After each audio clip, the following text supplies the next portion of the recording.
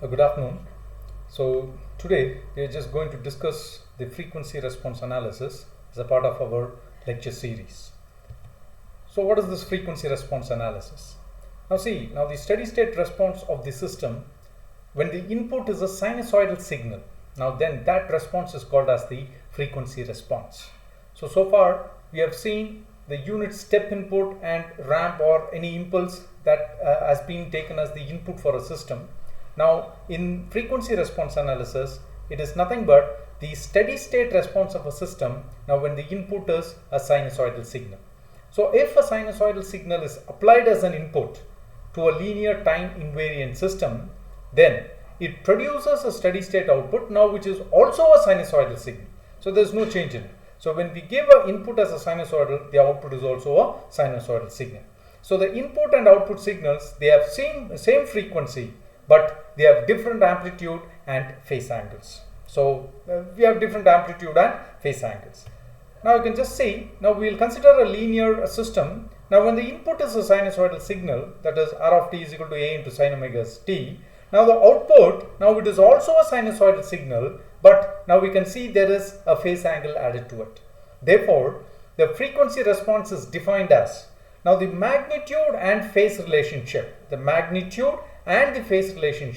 between the sinusoidal input and the steady state output of the system, now we call it as the frequency response analysis.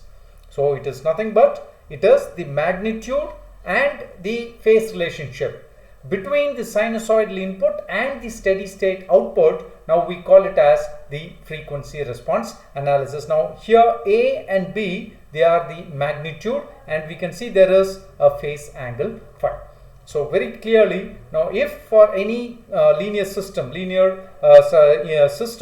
now when the input is sinusoidal, the output is also a sinusoidal. So studying the magnitude and the phase angle relationship between the input and the output, now we call it as the frequency response analysis.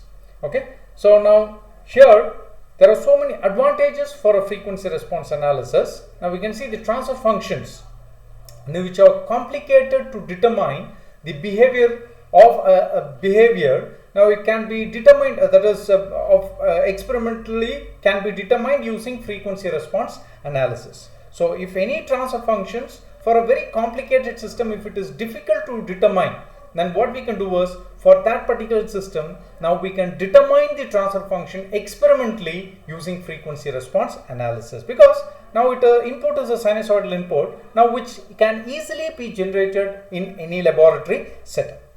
Then the design of the system and adjusting the parameter of the system can be easily carried out using a sinusoidal input.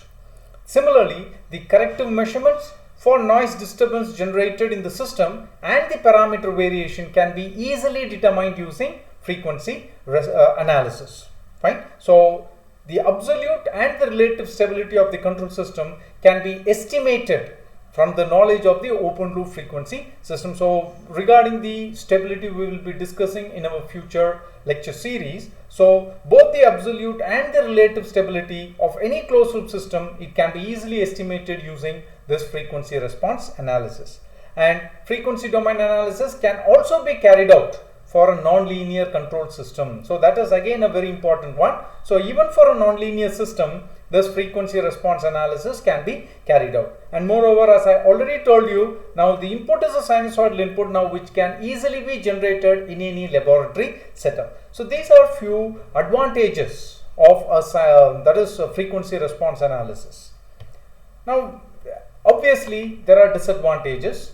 Now the frequency response test, now it is not recommended for a system with a very large time constant. Okay, so when we discuss regarding the various plots which are used to determine the frequency response, now there we will discuss what this disadvantage. So it is not recommended for a system with very large time constant.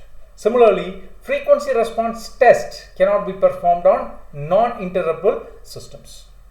A very few disadvantages. So but frequency response analysis, overall it can be used for a linear and a non-linear system, and the design and analysis part of any control system is very easy because the test, everything can be conducted experimentally in a laboratory setup. So these are the advantages. Now next we are just going to discuss about the domain specification, that is the frequency domain specifications, which are normally used to design any system based on the requirement. Now those requirements are nothing but the frequency domain specifications. So what are these frequency domain specifications? So now we can see, now we have around 5 frequency domain specifications. The first one, it is the resonant peak, the resonant frequency, the bandwidth, gain margin, and the phase margin. These are few frequency domain specifications generally which are used as a parameter which are used to design any system. That is, the requirement of any system are mentioned with these specifications. So the resonant peak, resonant frequency, bandwidth, gain margin, and phase margin.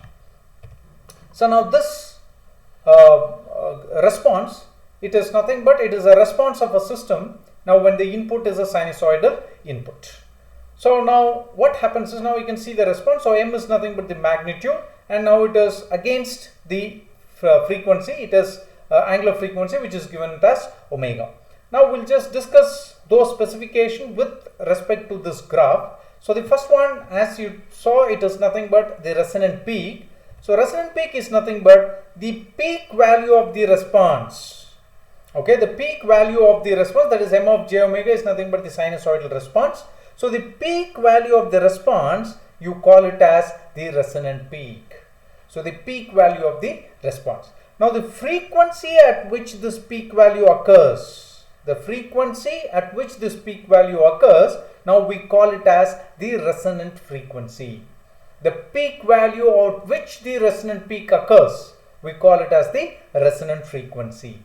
Then comes the bandwidth. So the bandwidth is nothing but it is the range of frequency at which the resonant peak drops down to 70% of the final value. So 0.707 is nothing but 70% of the final value, that is steady state value, which is 1. So the range of frequencies at which the response drops to 70.7% of the final value, now we call it as the bandwidth. We call it as the bandwidth. Similarly, now we have phase margin and gain margin. Now gain margin, it is nothing but it is the reciprocal of the gain at the phase crossover frequency. So phase crossover frequency is nothing but the phase angle. Okay, so it is the phase angle at which your magnitude, that is the response, magnitude of the response is equal to 0 decibels, is equal to 0 dB, or it is magnitude 1. So that is nothing but the gain margin. It is the reciprocal of the magnitude of the response at phase crossover frequency. So sorry, it is the phase crossover frequency. It's nothing but the magnitude at which the phase angle is 180 degrees.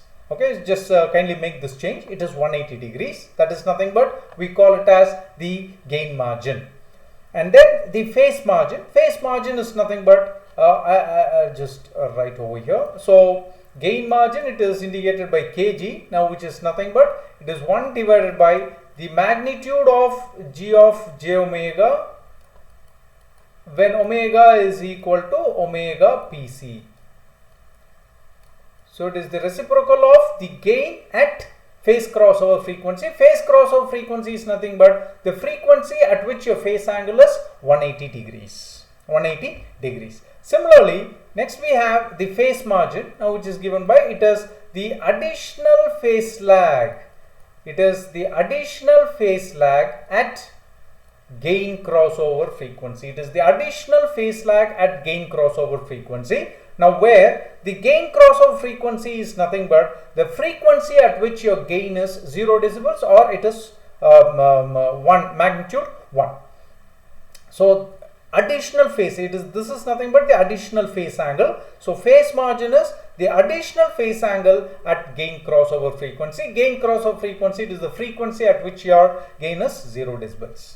So these are few frequency domain specifications which are normally used to specify the system. So when you just go in for any design, in terms of frequency domain. Now these specifications are used to specify the system performance.